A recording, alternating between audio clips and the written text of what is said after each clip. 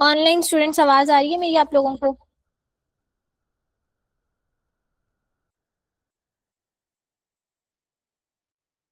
Okay, हमने Machiavelli पढ़ा था, उसकी बेसिस ऑफ फिलोसफी तक कर लिया था। आज हम देखते हैं कि उनके जो पॉलिटिकल आइडियाज हैं वो कौन कौन से थे।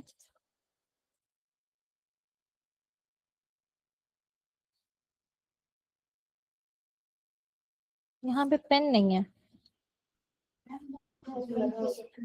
हम्म, नीचे क्यों लगा हुआ? ओके, तेज तेज लिखते जाना है साथ साथ, ठीक है? क्योंकि हमने मैकियावेली के साथ मोंटेस्क्यू या बेंथम, इन दोनों में से एक फिलोसफर करना है, ठीक है?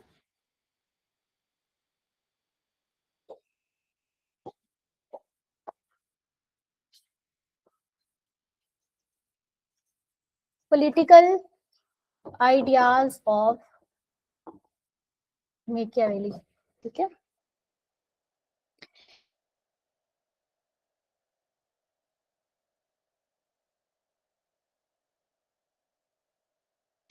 सबसे पहले देखें कि मैकियावेली के ह्यूमन नेचर पे व्यूज क्या थे।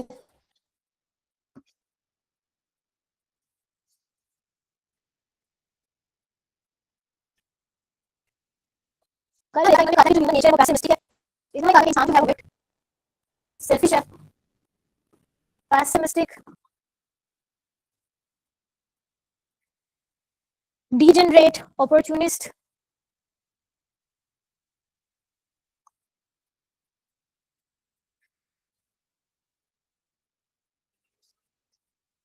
Selfish, विक्ट, degenerate, opportunist.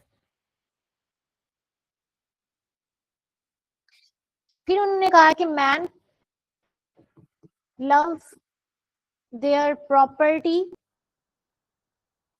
More than men, their kids and kins। यानी कि उन्होंने कहा कि इंसान जो है वो बहुत बुरा है, वो लालची है, उसको प्रॉपर्टी चाहिए, प्रॉपर्टी के लिए वो अपने इवन रिश्तेदारों को, घर वालों को भी भुला देगा, ठीक है? उसको अपॉर्चुनिटीज चाहिए, और उन अपॉर्चुनिटीज को सीख करने के लिए वो हमेशा जो है वो, मैम राइटिंग स्पीड स्लो। अच्छा रोशीन, मैं आपको साथ साथ बोल रही हूँ ना, तो आपको तेज तेज लिखना पड़ेगा क्योंकि हमारा सिलेबस बहुत ज्यादा है, ऐसे तो फिर हमारा रह जाएगा, ठीक है? Men love their property more than kith and kins। तो ह्यूमन नेचर के बारे में उन्होंने पेसिमिस्टिक व्यू दिया, ठीक है? उन्होंने जितनी भी इंसान की बुराइयां हैं वो अपनी बता दी। दूसरी हेडिंग इसमें आएगी views on morality and religion.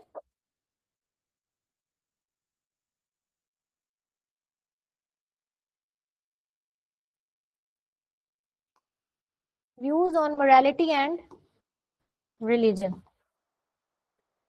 इन्होंने कहा कि मोरालिटी को भी पॉलिटिक्स से अलग कर दो, ठीक है? रिलीजन को भी पॉलिटिक्स से अलग कर दो। इतनी सी बात है कि मोरालिटी को पॉलिटिक्स से अलग कर देना है आपने, और रिलीजन को भी पॉलिटिक्स से अलग कर देना है। यहाँ पे लॉर्ड, स्क्रीन इशू आ रहा है, क्या इशू आ रहा है बिलाल? क्लियर नहीं हो रहा है या ब्लर है? क्या इशू है यहाँ पे? मुझे तो यहाँ से सही नजर आ रहा है।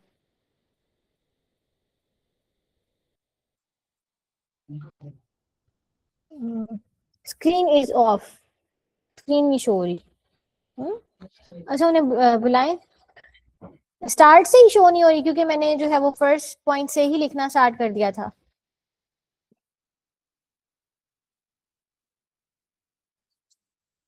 ओके, पहले आ रही थी, अभी तक नहीं आ रही सुल्तान। ओके, अब गायब हुई है। ओके बिलाल, हम इशू को एड्रेस करते हैं। ठीक है, आप लोग ऐसा करें, लोड एक्शन की कोटेशन लिख लें तब तक। द ऑथेंटिक इंटरप्रिटेशन ऑफ,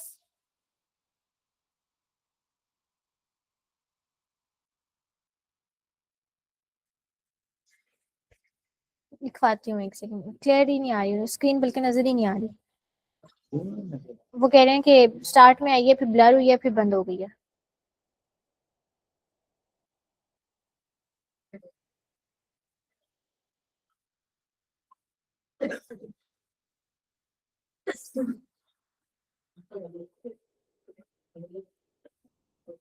अब स्क्रीन नजर आ रही है और क्लियर है आप लोगों को?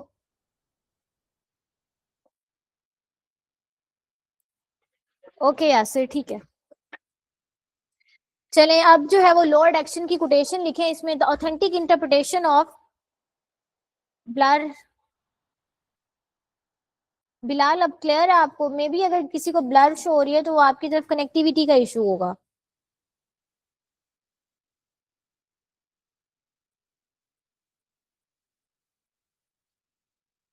सबको ही ब्लर है, दोबारा से बुला दे उन्हें, वो उनको नजर ही नहीं आ रहा बेचारों को।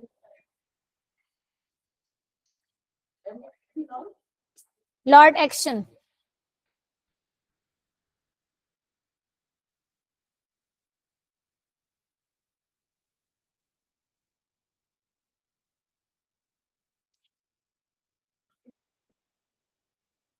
मैक्सिमम बच्चे कह रहे हैं ब्लर है स्क्रीन।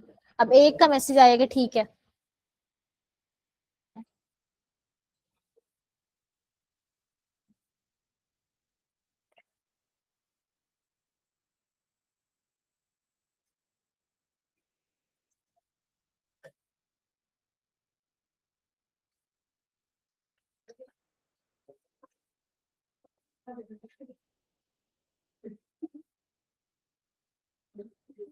अभी इसमें तो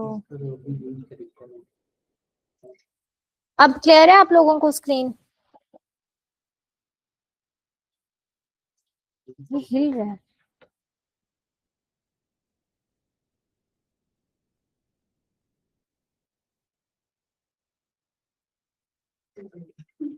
कोई बच्चा मुझे बता दे, सुल्तान या उमर, आप लोगों में से बता दें, अब क्लियर है स्क्रीन?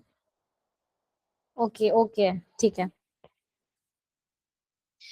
लॉर्ड एक्शन की कोटेशन लिखे, the authentic interpretation of Machiavelli is the whole of later history.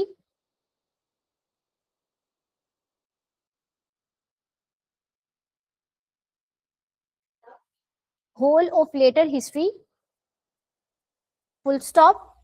We find everybody using Machiavelli. अच्छा आप अभी आए हो? स्टार्ट तो हमने मेकियावेली कल किया हुआ था, तो आपने वो वाला लेक्चर किसी से ले लेना है कि हमने स्टार्ट कैसे किया था, ठीक है? तो आपको रिकॉर्डिंग्स जैसे मिल जाएंगी, आपने सर से रिकॉर्डिंग्स ले लेनी है। अभी आप मेरे साथ लिखना स्टार्ट कर दो, वो रिकॉर्डिंग्स आप सुन लोगे तो आपको क्लियर हो जाएगा, ठीक है? तो हम लोग थोड़ा स्पीड से पढ़ रहे हैं क्योंकि टाइम कम है और सिलेबस हमारा बहुत ज्यादा है। द कोटेशन से आप लिखना स्टार्ट कर दो आगे, ठीक है? The authentic interpretation of Machiavelli is the whole of later history. We find everybody using Machiavelli and still denouncing him. Using Machiavelli and still denouncing him. In short वो ये कहता है कि मैकियावेली को हर बंदा फॉलो करता है लेकिन उसको गालियां भी देता है, ठीक है? जो हम अगर व्लादिमीर पुतिन की आइडियोलॉजी देखें, चाइना में देखें, नॉर्थ कोरिया में देखें, तो सब लोग उसी आइडियोलॉजी पे फॉलो कर रहे हैं मैकियावेली को, ठीक है? लेकिन उसको साथ में बुरा भला भी कहा जाता है। Silence please. हाँ, मुझसे पूछ लें जो चीज रह गई है आपकी। Denouncing him, okay. फिर जो है वो मैकियावेली ने कुछ रूल्स दिए to strengthen the state. Third one, rules to strengthen the state, के स्टेट को स्ट्रेंथन किस तरह से किया जा सकता है, ठीक है? नंबर वन, वो कहते हैं कि states must have dependable army.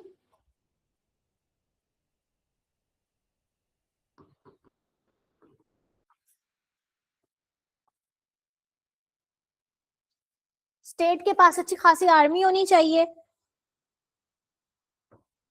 फिर उन्होंने कहा कि considered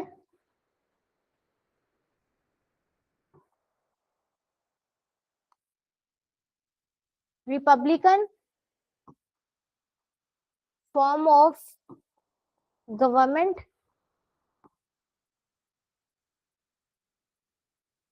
best.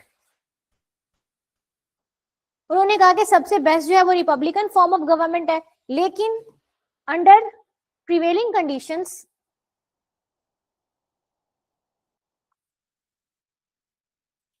Monarchy is best. उन्होंने कहा कि अभी जो है वो जंग की सिचुएशन है, इटालियन पेनिनसुला डिवाइडेड है, फ्रांस और स्पेन से खतरा है, इंटरनल डिवीजन है, पॉलिटिकल क्योस चल रहा है। अभी के लिए मोनार्की बेहतर है, लेकिन जब हालात बेहतर हो जाएंगे तो रिपब्लिकन फॉर्म ऑफ गवर्नमेंट जो है वो बेस्ट फॉर्म ऑफ गवर्नमेंट है। ठीक है। थर्ड पॉइंट इनका ये है कि कंप्लीटली सेक्युलर स्टेट होनी चाहिए।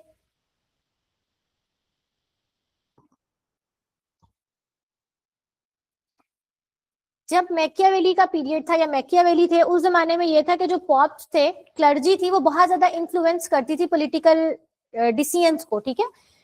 पॉप जो है उनकी सुनी जाती थी। अभी तक अगर हम वाटिकन सिटी में देखें या यूरोपियन पेनिनसुला में देखें तो क्रिश्चियंस और पॉप जो है वो बहुत ज्यादा अथॉरिटेरियन है। तो सेम यहाँ पे यही केस है। उन्होंने कहा था कि कंप्लीटली सेक्युलर स्टेट होनी चाहिए। नेक्स्ट इन्होंने कहा कि law occupies dominant position in state.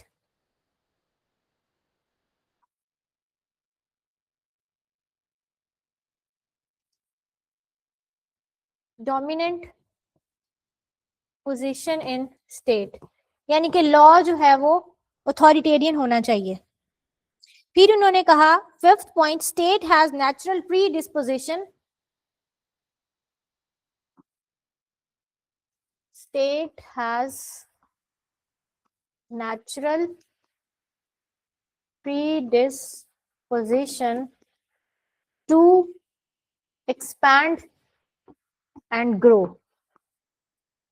Monarchy को सपोर्ट करते हैं ये। तो मोनार्कियल माइंडसेट क्या होता है कि आपने अपनी टेरिटरीज को एक्सपैंड करना है, अपने जो अपना साम्राज्य इंपेरियलिज्म है उसको एक्सपैंड करना है। ठीक है। तो ये भी कहते थे कि स्टेट का राइट होता है कि वो अपने आप को कॉन्टिन्यूसली एक्सपैंड करती रहे और ग्रो करती रहे। ठीक है। इसके बाद नेक्स्ट मेन हेडर डालें, suggestions to prince for retention of power.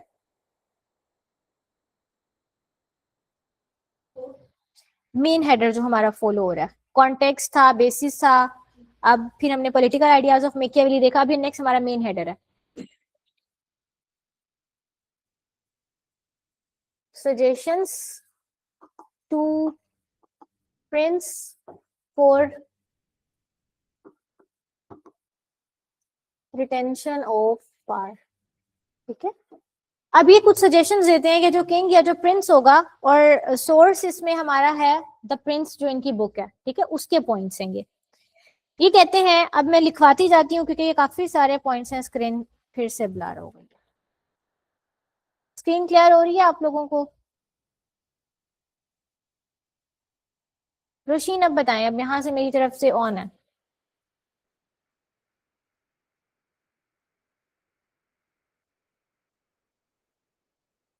Okay. जल्दी से लिखें suggestions to prince for retention of power में। नंबर 1 है, तेज तेज लिखने पड़ेंगे, काफी सारे पॉइंट्स हैं। Prince should crush all opposition with iron hand. Danish source इनकी जो अपनी बुक है मेकियावेली की, द प्रिंस, ठीक है, वो जो मैंने कल लिखवाई थी उसी में से ये सारे पॉइंट्स निकाले गए हैं। Number 1, Prince should crush all opposition with iron hand. Number 2, prince must be cunning like fox and brave like lion। brave like lion, लोमड़ी की तरह शातिर हो और शेर की तरह जो है वो बहादुर हो। Number 3, should take speedy and firm decisions and firm decisions। Number 4, uphold peace so people can live a comfortable life।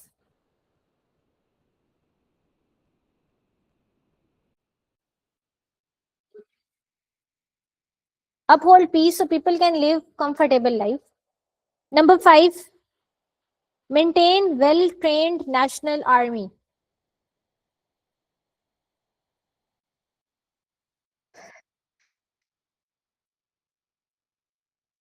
Number 6, अभी नंबर 4 पे बैठे हैं आप यहाँ से। नंबर 4 है uphold peace so people can live a comfortable life.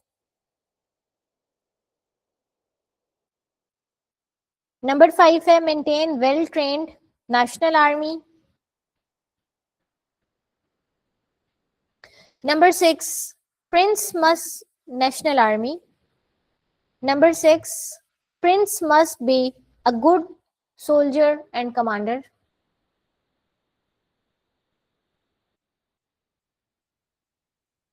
Number 7, uphold popularity. Number 8, nurture public spirit and patriotism. Public spirit and patriotism. Patriotism. Number 9, maintain utmost secrecy in conduct of utmost secrecy in conduct of state affairs. State affairs. Maintain utmost secrecy in the conduct of state affairs. Number 10, it is not important for prince to be honest always. For prince to be honest always.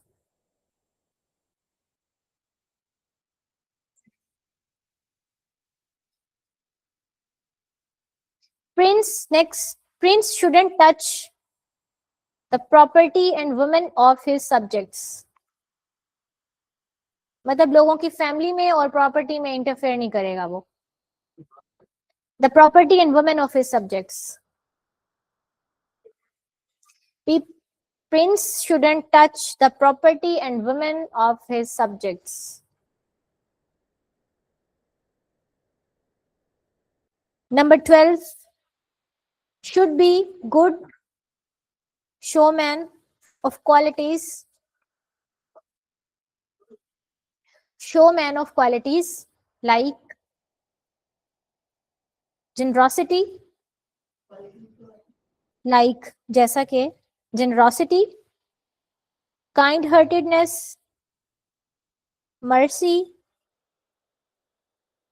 sincerity, bravery and religiousness. यानी कि वो ऐसी techniques सिखा रहा है कि आपने बस लोगों को जो है वो अपना गर्विदा कर लेना है. रिलीजियसनेस मतलब पोर्ट्रे करना है. ऑल्दो स्टेट में जो रिलीजन है उसका इन्फ्लुएंस नहीं होगा, लेकिन आपने मजहबी बन के दिखाना है उनको, क्योंकि कैथोलिक्स थे ना उस टाइम बहुत ज्यादा. ठीक है. नेक्स्ट हमारे पास है avoid company of praises. 13 point है. अवॉइड कंपनी ऑफ प्रेजेस, खुशामदें और तारीफों से दूर रखेगा खुद को. Number 14, no permanent friends or enemies.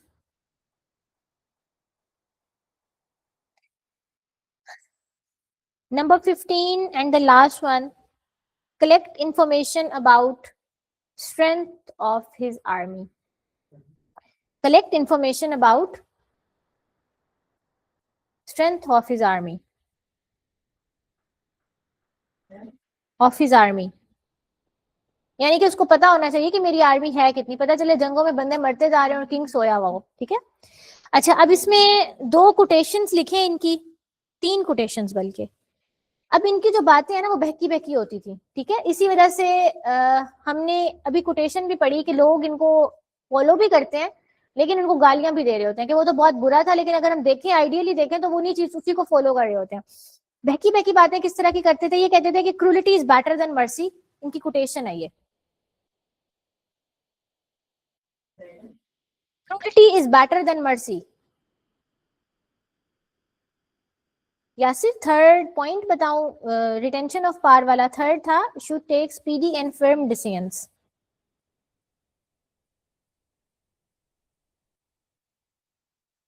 Cruelty is better than mercy कहते थे ये. दूसरी कोटेशन इनकी है, ये कहते थे कि विर्चू ब्रिंग्स रून, तबाही, तबाही वाला ruin, brings ruin RUIN, comma, while vice VICE brings security and prosperity. virtue brings ruin, नेकी से तबाही होती है, while vice brings security and prosperity, और बुराई से सिक्योरिटी और प्रोस्पेरिटी आती है। मतलब इस तरह की ये बातें करते थे। नंबर 3, थर्ड कोटेशन इनकी, ये कहीं पे भी आपने अपने पेपर में एडजस्ट कर लेनी है, ठीक है उस time. A prince never lakhs legitimate reasons, lacks, कभी कमी नहीं होती उसको, legitimate reasons to break his promise, यानी कि वो किसी भी टाइम लोगों से किया हुआ अपना वादा तोड़ सकता है। अब हमने ऊपर भी उसकी बातें पढ़ी हैं, तो कैसी थी कि डिसऑनेस्ट हो, ठीक है, पावर को यूज करे, तो ये आपने उसकी कोटेशन जो है वो यूज कर देनी है। A prince never lacks legitimate reasons to break his promise. Cruelty is better than mercy, Yasir.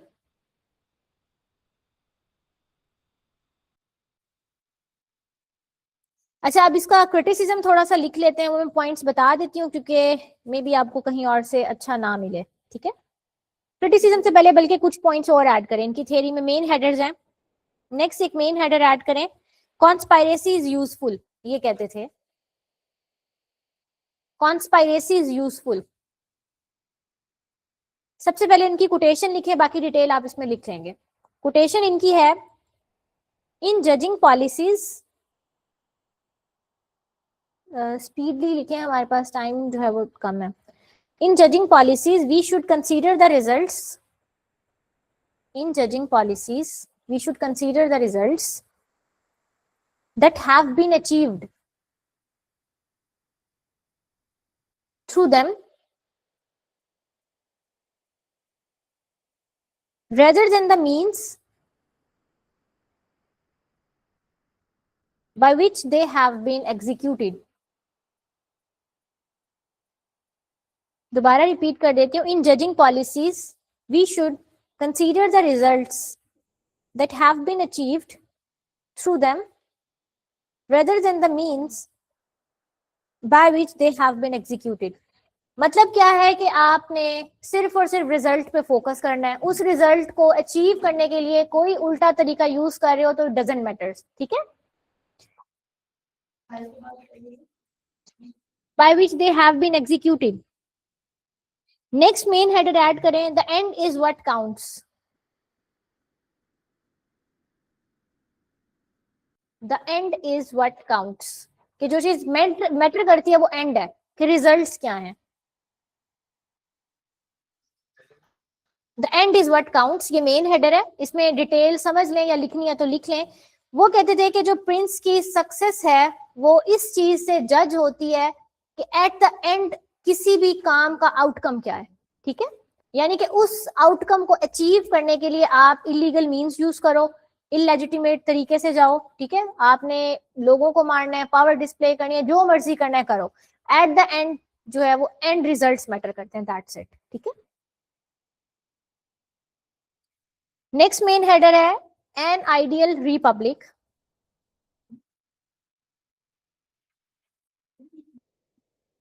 लिखवाऊं इसमें डाटा, कंसेप्ट बता दिया ना, वो एक एक चीज बताऊंगी तो टाइम नहीं है।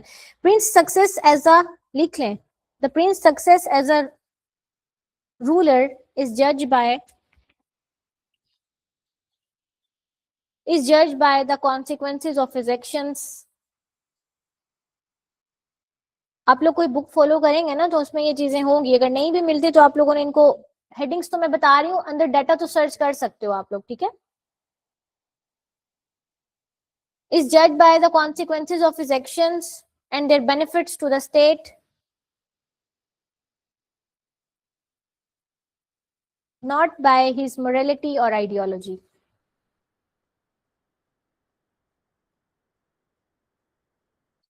एन आइडियल रिपब्लिक में आए, मेन जो हेडर है, उन्होंने कहा था कि republicanism is the best form of government.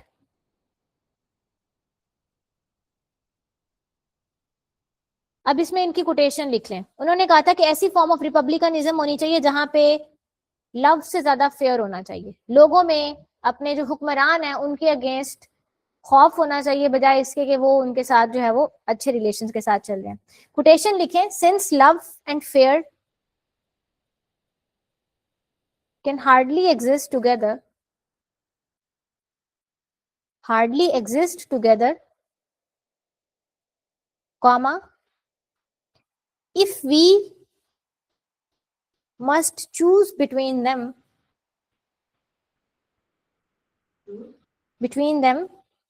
comma, it is far safer, FAR, far safer to be feared than loved, far safer। मतलब अगर दूर दूर तक हमें कोई सेफ चीज नजर आती है, it is far safer to be feared than loved. उन्होंने कहा कि लव एंड फेयर दोनों इकट्ठे एग्जिस्ट नहीं कर सकते, दोनों में से अगर हमें एक चीज चूज करनी है तो हमें खौफ को चूज करना पड़ेगा कि खौफ की बेस पे हुक्मरान और जो लोग हैं उनके रिलेशनशिप हो तो वो ज्यादा बेहतर है एज कम्पेयर टू लव। ठीक है, ओके। क्रिटिसिज्म लिखते हैं हम इनका, और फिर जो है वो इनकी लिगेसी और कंटेम्प्रेरी रेलेवेंस इसमें ऐड करते हैं। बल्कि क्रिटिसिज्म से पहले भी कुछ एडिशनल चीजें ये आपको कहीं से भी नहीं मिलेंगी, ठीक है, गूगल से सर्च की हुई, ये भी आप लिख लें। टाइप्स ऑफ आर्मीज इन्होंने बताई थी, उसका मेन हेडर डाल लें, डिटेल आप लोगों ने खुद ही ऐड कर लेनी है, चार्ट में यहाँ पे बना देती हूँ ताकि थोड़ा सा अच्छा हो जाएगा। Types of principalities in state,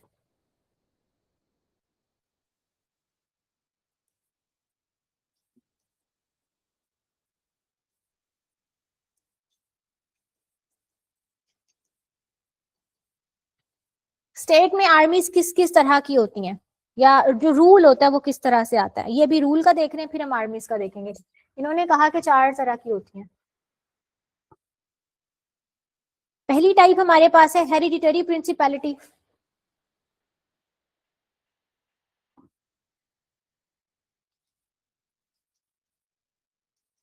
जिसमें जो रूलर होता है वो इनहेरिटेड होता है, इनहेरिटेड बाय रूलर। इसकी एग्जांपल हम कौन सी ले सकते हैं, ब्रिटिश मोनार्क की ले सकते हैं, ठीक है। फिर दूसरी होती है न्यू प्रिंसिपैलिटी, यानी कि इस प्रिंसिपल की बेस पे हुकूमत बन सकती है। इसमें आगे हमारे पास फर्दर 4 टाइप्स हैं, इसको हम बाद में देखते हैं, ठीक है। थर्ड टाइप है आपकी mixed principality,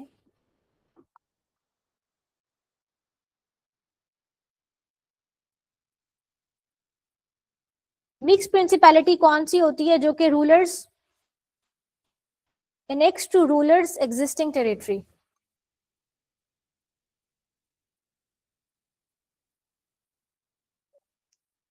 annex to rulers existing, यानी कि किसी भी स्टेट को एनेक्स करके उसके पास जो अथॉरिटी आती है वो वाली, annex to rulers existing territory. और जो लास्ट है वो हमारे पास है एक्लेसियस्टिकल,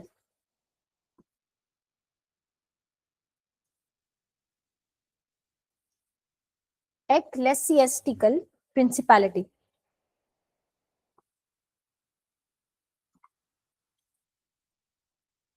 ये कौन सी होती है, जो कि पॉप्स या जो पेपल स्टेट्स में है।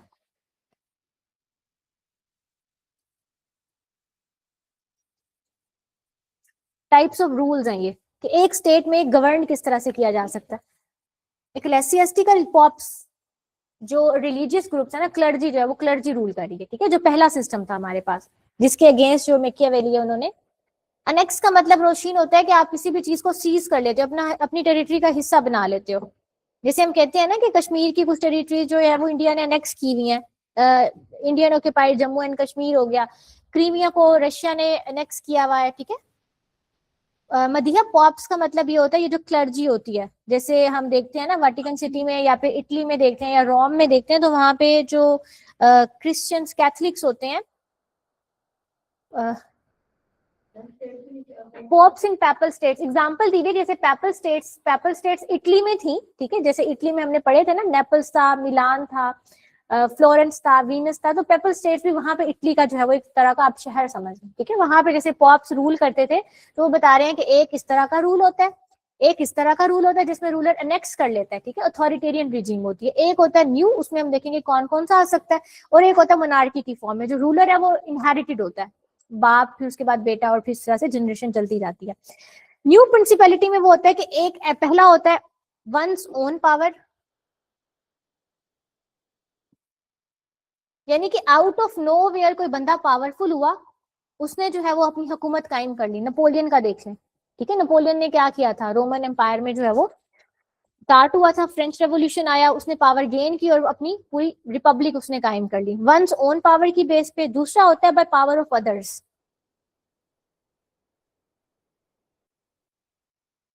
यानी कि बैक हैंड आपका कोई और है और आप रूल कर रहे हो, ठीक है, बाय पावर ऑफ अदर्स आपकी हुकूमत आ जाती है। थर्ड आपके पास है by criminal acts and cruelty,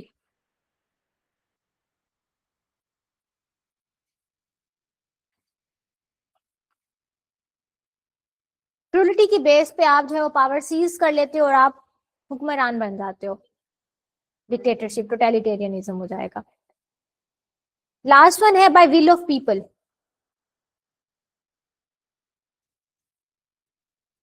कि आप लोगों के रिप्रेजेंटेटिव बन के आते हो, ठीक है। ये एक एडिशनल पॉइंट इसमें ऐड कर लेना आपने। नेक्स्ट जो है वो एक और मेन हेडर ऐड कर लेना, ये कहते थे कि टाइप्स ऑफ आर्मीज, 4 तरह की आर्मीज होती है, टाइप्स ऑफ आर्मीज। हम्म,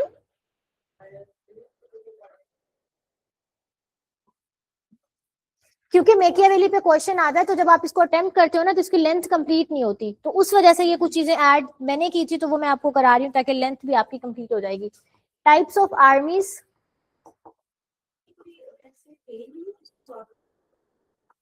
ये थ्योरी तो पढ़ी है हमने।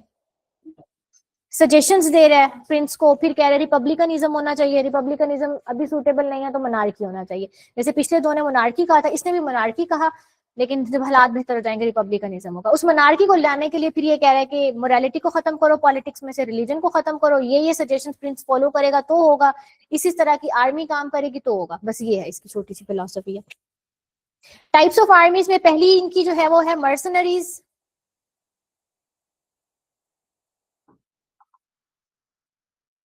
मर्सनरीज जो है वो हायर्ड सोल्जर्स होते हैं, जिनको आप हायर करते हो।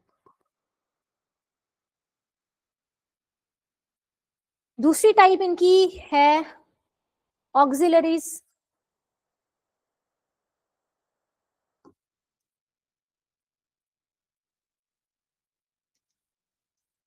लोन बाय अदर्स, यानी कि आप किसी मुल्क से लोन ले लेते हो या किसी और ग्रुप से कह देते हो कि मुझे अपने इतने ट्रूप्स दे दो टेम्पररी पीरियड के लिए, या वॉर पे जाना है मैंने। Native troops, third type.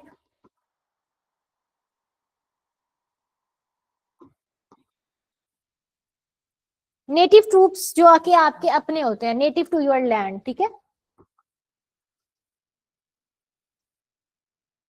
जो मकामी होते हैं। और जो लास्ट है वो है mixed troops.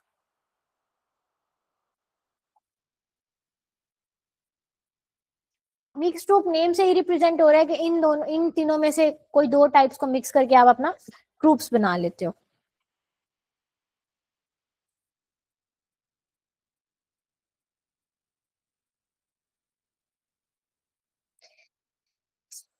Next main header लिखें qualities of ideal ruler.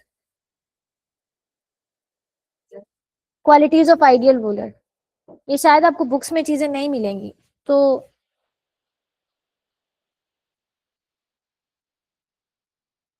Danish क्या सेकंड बताऊं, सेकंड टाइप बताऊं, auxiliaries, qualities of an ideal ruler. अच्छा ऑनलाइन बच्चों, आप लोगों का जो काम मिस हो जाया करे ना, आप उसकी रिकॉर्डिंग ले लिया करें प्लीज, ठीक है।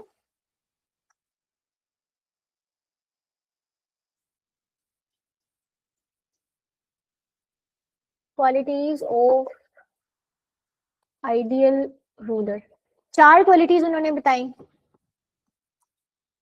कि उसमें love, hated, fair and contempt होता है।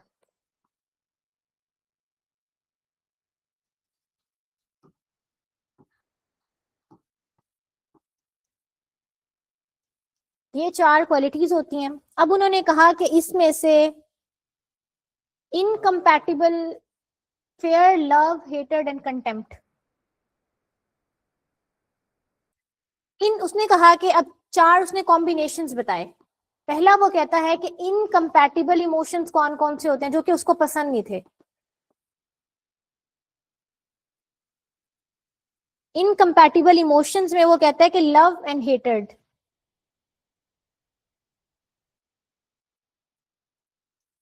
उसने कहा कि किंग में ये दोनों चीजें इकट्ठी नहीं होनी चाहिए, उसके लिए वो इनकम्पैटिबल थी, ठीक है। फिर वो कहता है कि मेरे लिए कंपैटिबल इमोशंस कौन कौन से हैं।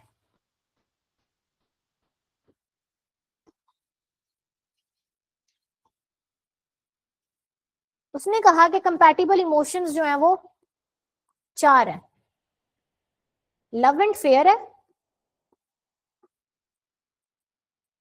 अभी हमने पढ़ा ना पीछे, उसने कहा कि लव एंड फेयर दोनों इकट्ठे होने चाहिए। उसमें से भी अगर एक को चूज करना है तो फेयर को चूज करना है, ठीक है। हेटेड एंड फेयर,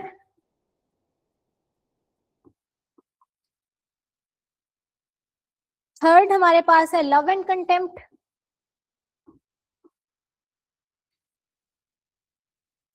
लव के साथ वो हेटेड को इनकम्पैटिबल कह रहा है, लेकिन लव के साथ वो कंटेम्प्ट को कंपैटिबल कह रहा है, ठीक है। तो इसको रटा लगा लेना आप लोगों ने। फिर वो कह रहा है कि जो थर्ड है वो है हेटेड एंड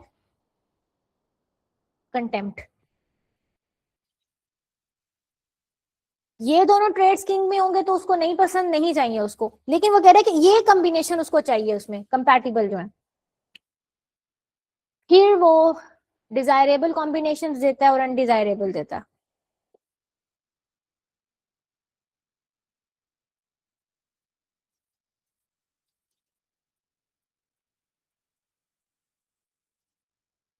डिजायरेबल कॉम्बिनेशन में वो कहता है लव एंड फेयर जो है वो डिजायरेबल जो है वो कॉम्बिनेशन है।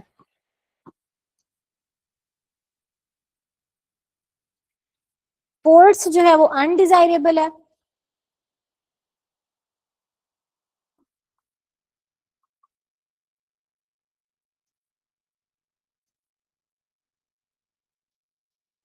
अनडिजायरेबल में वो सर्टेन पॉइंट्स बताता है। पहला पॉइंट वो कहता है कि fair is important for command and control.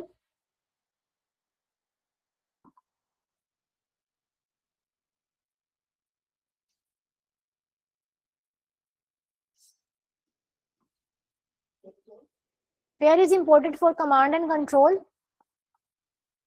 दूसरा पॉइंट वो बताता है contempt avoided at all cost.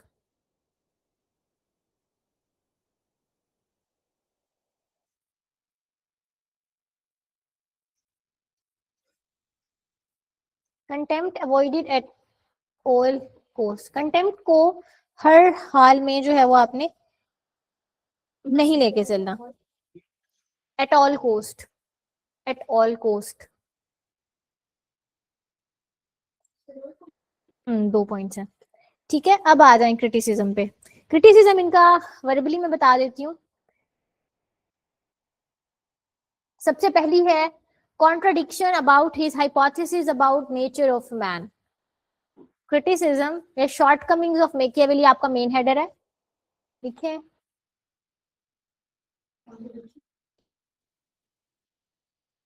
Rosheen everything is sort of, I would say, रटा।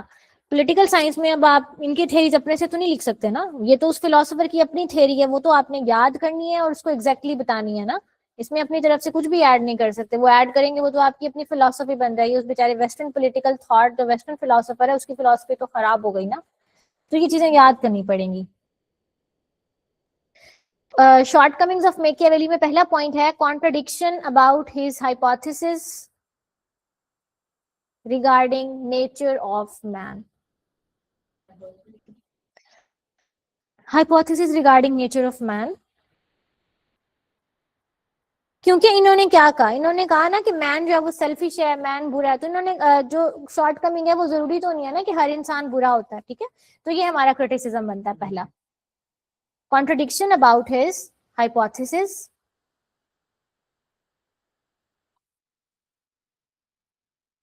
Regarding nature of man. दूसरा है shallow ideas and failure to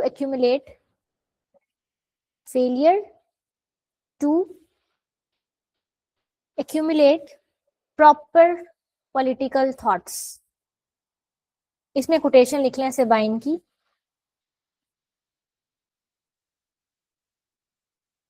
Sabine की कोटेशन इसमें लिख लें. He was perhaps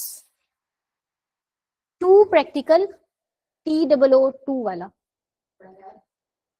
too practical to be philosophically profound.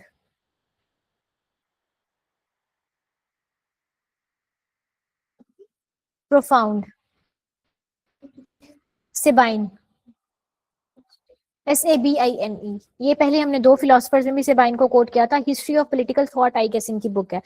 Third लिखें principle of end justifies the mean. End justifies the mean, इसको criticise किया जाता है. End justifies the mean header लिखवाया था ना मेन कॉन्स्पायरेसीज यूजफुल के बाद, तो वो भी क्रिटिसिज्म बनता है इनका.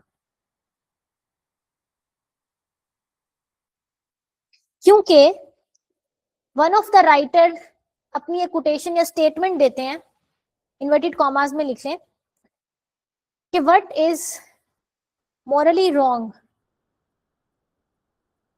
can never be politically right. Can never be politically right.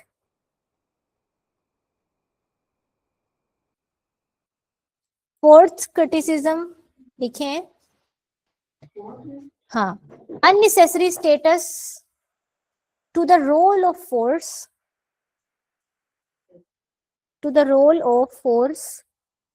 in keeping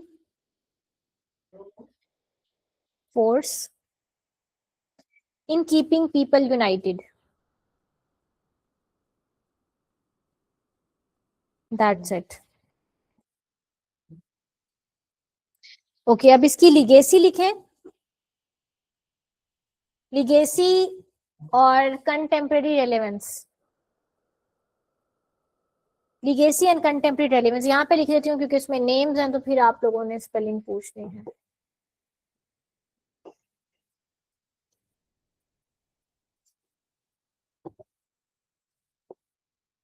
legacy and contemporary relevance में साइरस द ग्रेट,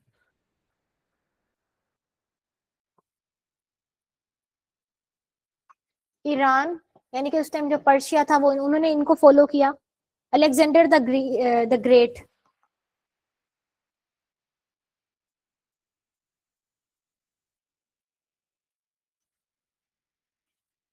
ग्रीस, वो इनकी आइडियोलॉजी को फॉलो करते थे. Ashoka Maurya, India.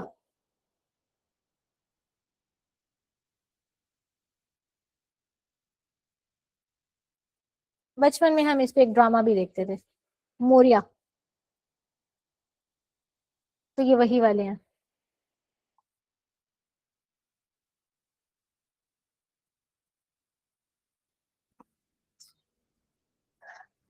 Akbar the great, India.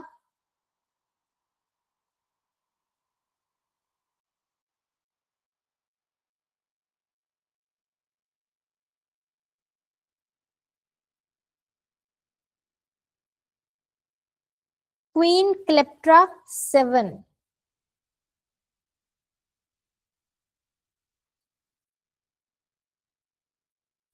Egypt.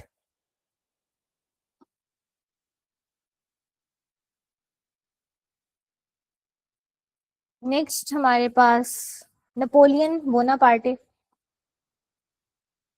इनमें से दो चार भी याद रह जाएं तो more than enough. France. Next हमारे पास हैं हिटलर एंड मुसोलिनी. अब देखें कितने मेन लीडर्स हैं जो इनको फॉलो करते हैं. मुसोलिनी इटालियन लीडर थे ये.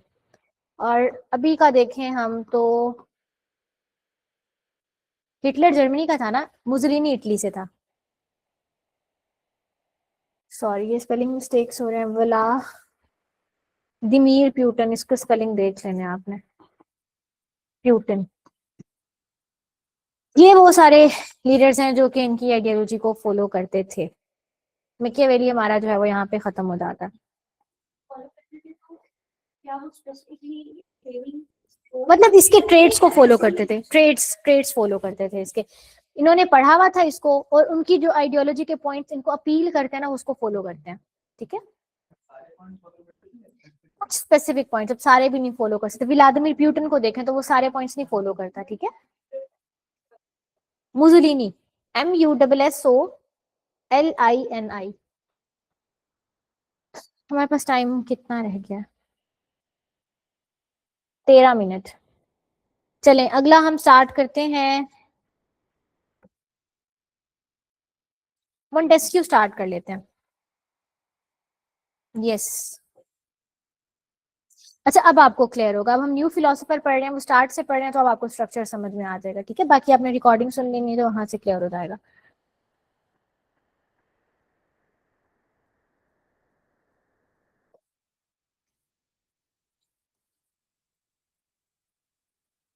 ये हमारे पास है मोंटेस्क्यू, 1689 टू 1755।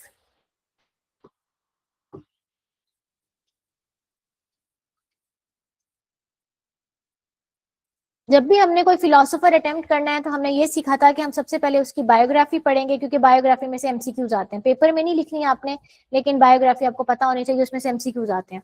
नंबर 1 इनकी हम बायोग्राफी देखते हैं। बायोग्राफी में इनका रियल नेम था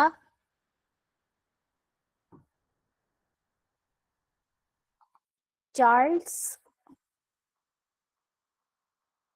लुई डी सेकेंडैट।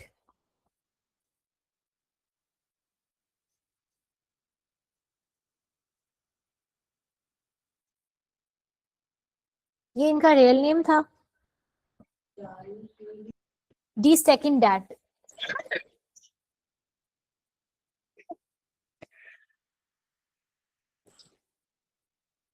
सुल्तान में बताऊंगी कि इंट्रो में क्या लिखना होता है, अभी आप इसको पढ़ते जाएं। पता नहीं अचानक से क्या हुआ। बॉर्न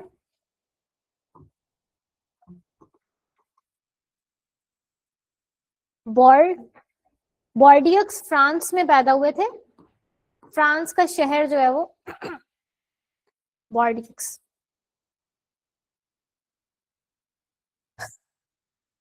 इनका जो फेमस वर्क है, ये एमसीक्यूज में पूछता है वो, on the spirit of laws.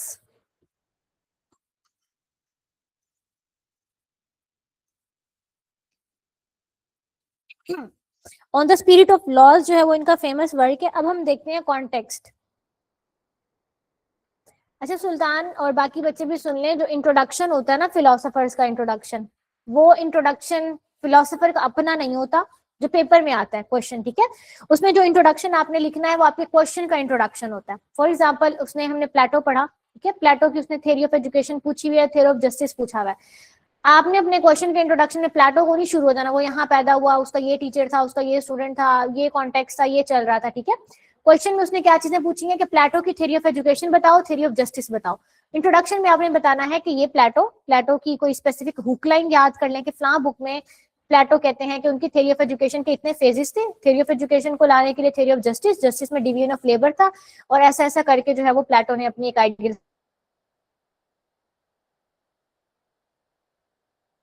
State बना दी। ठीक है, क्वेश्चन का इंट्रोडक्शन होता है वो ऑथर का।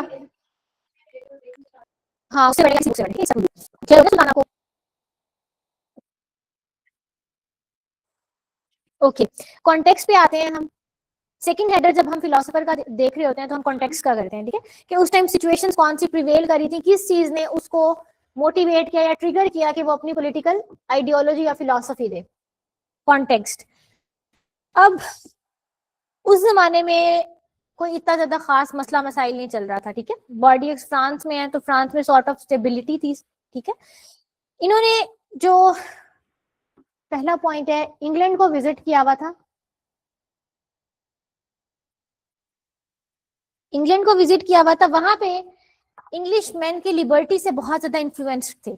अब आप पीरियड देखें ना, इनका है 1689 टू 1755, और 1789 में फ्रेंच रेवोल्यूशन आता है, ठीक है, 1789 में फ्रेंच रेवोल्यूशन आता है और इनकी डेथ होती है 1755 में, यानी कि अभी अच्छा खासा टाइम पड़ा हुआ है फ्रेंच रेवोल्यूशन आने में। तो ये सॉर्ट ऑफ स्टेबल पीरियड है, क्लर्जी और जो पॉप्स हैं वो रूल कर रहे हैं, ठीक है, कैथोलिक्स वहां पे हैं। तो इंग्लैंड इन्होंने विजिट किया हुआ था, वहां पे इन्होंने देखा कि जो इंग्लिश मैन है, जो वेस्ट के लोग हैं, वो बहुत ज्यादा लिबरल हैं, ठीक है, लिबर्टी है, तो उनकी लिबर्टी से ये बहुत ज्यादा इन्फ्लुएंस्ड थे कि हमें उसी तरह की लिबर्टी अपनी स्टेट में लेके आनी चाहिए, ठीक है। दूसरी जो है, इन्होंने इंग्लिश कॉन्स्टिट्यूशनल मशीनरी को बहुत गौर से ऑब्जर्व किया।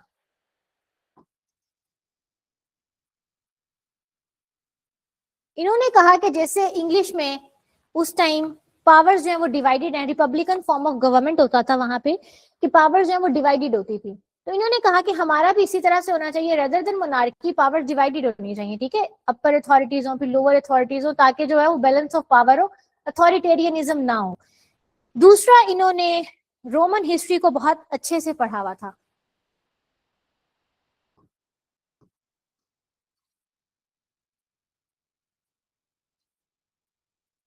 रोमन हिस्ट्री को अच्छे से पढ़ा हुआ था, तो रोमन हिस्ट्री में जो ऑटोक्रेटिक रूलर्स गुजरे थे या जो मोनार्की रिजीम्स गुजरी थी, तो उनको इन्होंने कंप्लीटली ऑब्जर्व किया हुआ था कि उनमें कैसे हालात थे। तो अब हमें उस सिस्टम को चैलेंज करके, उसको चेंज करके एक न्यू सिस्टम लेके आना चाहिए, ठीक है। तो यानी कि उस टाइम जो इनके माइंड में चीजें थी वो ये थी कि ये सिस्टम को रिफॉर्म करना चाहते थे, सिस्टम में चेंज लेके आना चाहते थे। बेसिस ऑफ फिलोसफी पे अब हम आते हैं कि इनकी फिलोसफी किस चीज पे बेस करती है।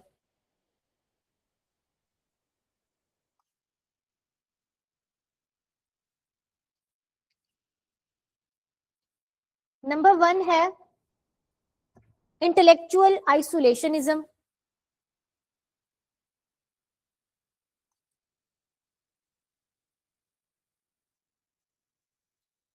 इंटेलेक्चुअल आइसोलेशनिज्म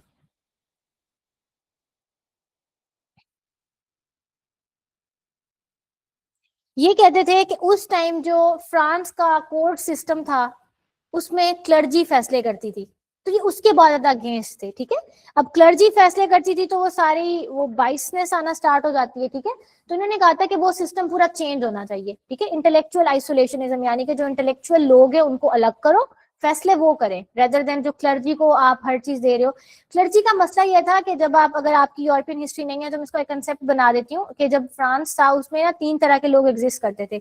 एक हमारे पास क्लर्जी थी, एक नोबेल्स थे और एक कॉमनर्स थे। कॉमनर्स जो है वो 97% लोग थे, नोबेल्स जो थे वो 2% लोग थे, और जो क्लर्जी थी वो सिर्फ 1% लोग थे। पूरी आबादी में से 1% क्लर्जी थी और पूरे मुल्क को वो चला रहे थे।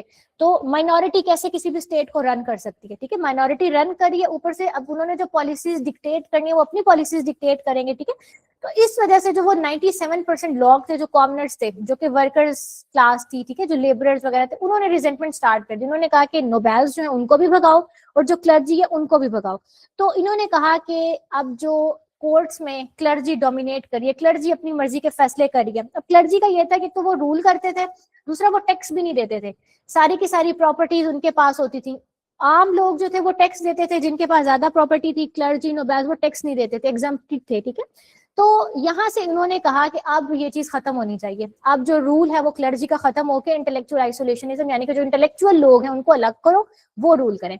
इंटेलेक्चुअल लोग कौन से, जो कि जाके रिपब्लिकन फॉर्म ऑफ गवर्नमेंट का हिस्सा बनेंगे। दूसरा हमारे पास है इनडेटेडनेस to Aristotelianism.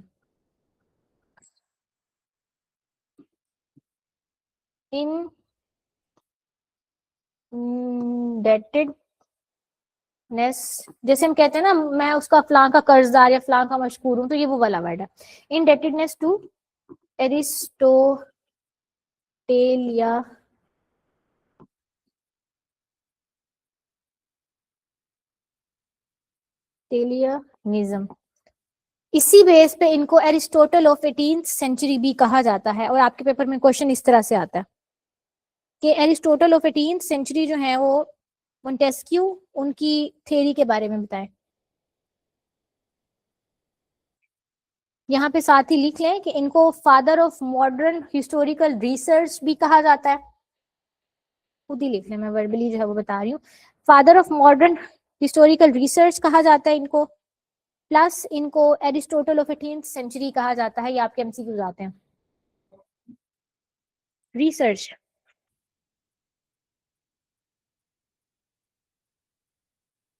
Aristotle of 18th century भी कहते हैं। अच्छा, अब डनिंग की कोटेशन है वो लिख लें इसमें। मेथड डनिंग, DUNNING, इसकी पहले भी मैंने लिखवाई है आप लोगों को। डनिंग कहते हैं कि method employed by Montesquieu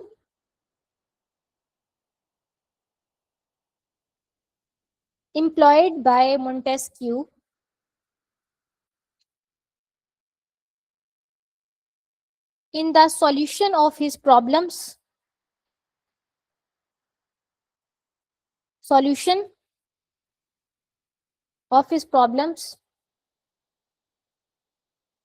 is that of Aristotle and not of Plato,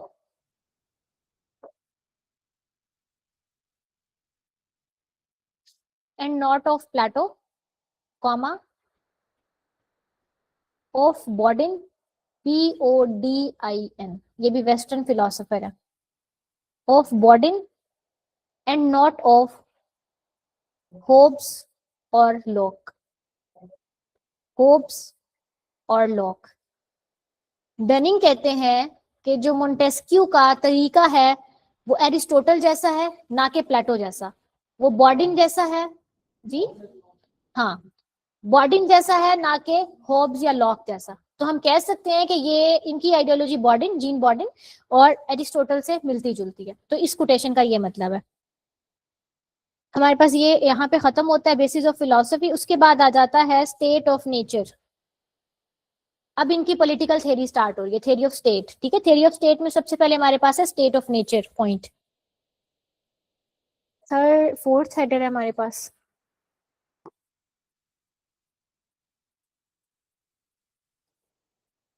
theory of state में सबसे पहली है स्टेट ऑफ नेचर। अच्छा, स्टेट ऑफ नेचर का कंसेप्ट पहले समझ लें।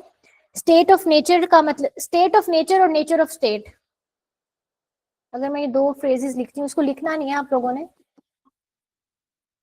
तो समझ में आ रहा है दोनों में क्या फर्क है? स्टेट ऑफ नेचर और नेचर ऑफ, ये तो फिर भी समझ में आ रहा होगा कि स्टेट की नेचर कैसे, स्टेट में किस फॉर्म ऑफ गवर्नमेंट है। ठीक है, तो ये वाला कंसेप्ट थोड़ा सा डिफरेंट है। स्टेट ऑफ नेचर का मतलब है कि वो टाइम जब इसने अपनी फिलॉसफी दी, उस टाइम नेचर की स्टेट क्या थी। नेचर यानी कि हालात कैसे थे। ठीक है, इस स्टेट ऑफ नेचर का ये मतलब है कि उस टाइम जो हालात हैं वो कैसे थे, जब लोग रह रहे थे तो कैसे थे। क्या कोई पॉलिटिकल सेटअप था? क्या वो इंसान जानवरों की तरह रह रहा था, या कोई पॉलिटिकल सेटअप था, कोई सोशल सेटअप था। ठीक है, स्टेट ऑफ नेचर का ये मतलब होता है। अब ये बताता है कि उस टाइम स्टेट ऑफ नेचर कैसी थी, टिमिड एंड डल क्रिएचर। उसके फीचर्स बता रहे हैं। ये कहते हैं कि स्टेट ऑफ नेचर बहुत खराब थी, हालात बहुत खराब थे।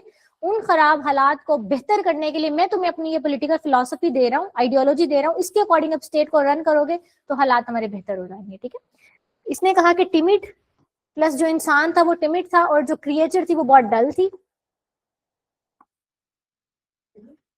Timid plus dull creature. Man was not intelligent,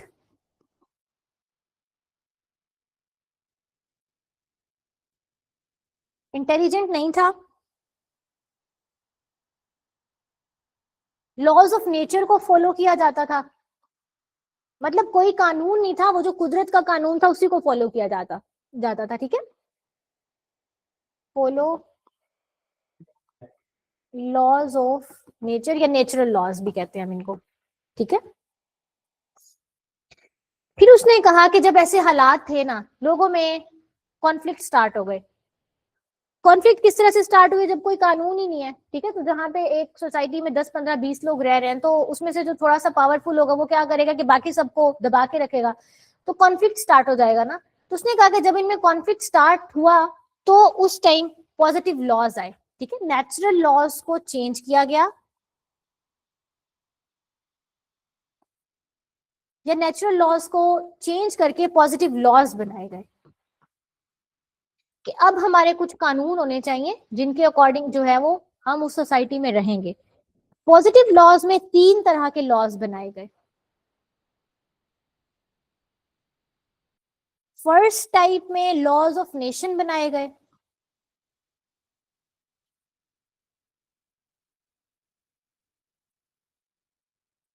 second type में पॉलिटिकल लॉज बनाए गए। और थर्ड टाइप में सिविल लॉज बनाए गए। लॉज ऑफ नेशन, एक नेशन का दूसरी नेशन के साथ इंटरैक्ट किस तरह से होगा, ठीक है, आपस में नेशंस का, रोमन है तो रोमन का जो बाकी इजिप्शियन सिविलाइजेशन, इजिप्शियन जो है वो उसके साथ कैसा होगा, नेशंस को रेगुलेट करने के लिए laws of nations. Political laws, ruler and ruled one, ये नेशंस के लिए, ये थे रूलर्स एंड रूल्ड वन, हुक्मरान और जो अवाम है। सिविल लॉज थे लोगों के personal, rulers and ruled ones, individual citizens के लिए बनाए गए सिविल लॉज। किसी ने किसी की चोरी कर ली या किसी को जो है वो कुछ कहा तो उसके लिए सिविल लॉज बनाए गए। तो यहां से हमें पता चला कि नेचुरल लॉज कौन से हैं जो कि स्टैब्लिश्ड बाय गॉड। गॉड जो है, जैसे हमारे गॉड, उनके गॉड की जो है वो डिफरेंट नेचर है, तो हम जेनेरिकली कह रहे हैं कि नेचुरल लॉज जो है वो गॉड ने स्टेब्लिश किए और जो पॉजिटिव लॉज हैं वो मैन, इंसान ने स्टेब्लिश किए। मोंटेस्क्यू की अब यहाँ पे कोटेशन लिखें। वो बताते हैं कि लॉज क्यों जरूरी होते हैं, क्यों ये लॉज बनाए, इसको जस्टिफाई करने के लिए अपनी कोटेशन देते हैं। Animals have natural laws,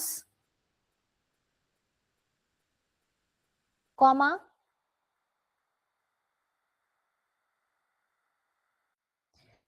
because they are united by sensation,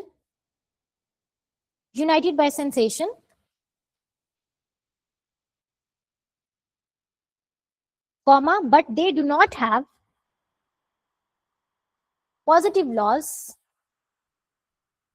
comma, laws, comma, because they lack knowledge। उन्होंने कहा कि इंसान, जो जानवर हैं उनके नेचुरल लॉज होते हैं क्योंकि उनकी सेंस ऑफ सेंसेशन जो है वो सेम होती है, वो सेम एटमॉस्फेयर में रहते हैं। अब इन जानवरों को देखे कि वो लड़ते तो वो भी हैं, लेकिन कभी ऐसा नहीं देखा कि वो क्लेम करें कि ये मेरी प्रॉपर्टी है, ये इस तरह का है, ठीक है। तो उन्होंने कहा कि जानवर जो है वो इसीलिए वजह से नेचुरल लॉस पे वो उनकी सर्वाइवल होता है, लेकिन जो इंसान है उनके लिए हमें पॉजिटिव लॉस की जरूरत है क्योंकि इंसान में नॉलेज होता है, वो नॉलेज को यूज करने के लिए दूसरे को सप्रेस करना स्टार्ट कर देता है, ठीक है। तो उसके लिए हमें पॉजिटिव लॉस की जरूरत है। यहाँ पे हम इसको एंड करते हैं। नेक्स्ट जो है वो ओरिजिन ऑफ स्टेट और क्लासिफिकेशन से करेंगे। Okay, animals have natural laws, comma, because they are united by sensation, comma, but they do not have positive laws,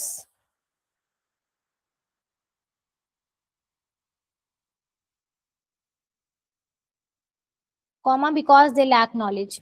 Madhiya, कौन सी स्टार्टिंग लाइंस आपकी मिस हो गई हैं वो मुझे बता दे। स्टार्ट में टॉपिक का स्टार्ट या किस चीज का? सेल्फिश वाली मैंने क्या बताई थी? स्टेट ऑफ नेचर में जो मैंने बताया था, इसी का state of nature, timid and dull nature वाला। पॉलिटिकल आइडियाज लेकिन क्या बताएं, लेक्चर का स्टार्ट। अच्छा मदिया, आपने इस तरह से करनी है कि आई डोंट नो कि आपका कहाँ से मिस हुआ, आप जो रिकॉर्डिंग ले लो, रिकॉर्डिंग में से कवर कर लो, ठीक है, क्योंकि आप लोगों की नेक्स्ट क्लास है अब, ठीक है। सो अल्लाह हाफिज, ठीक है। इसको नोट साथ साथ बना लें, नेक्स्ट फिर हम इसको कंप्लीट करके और बेंथम पढ़ेंगे।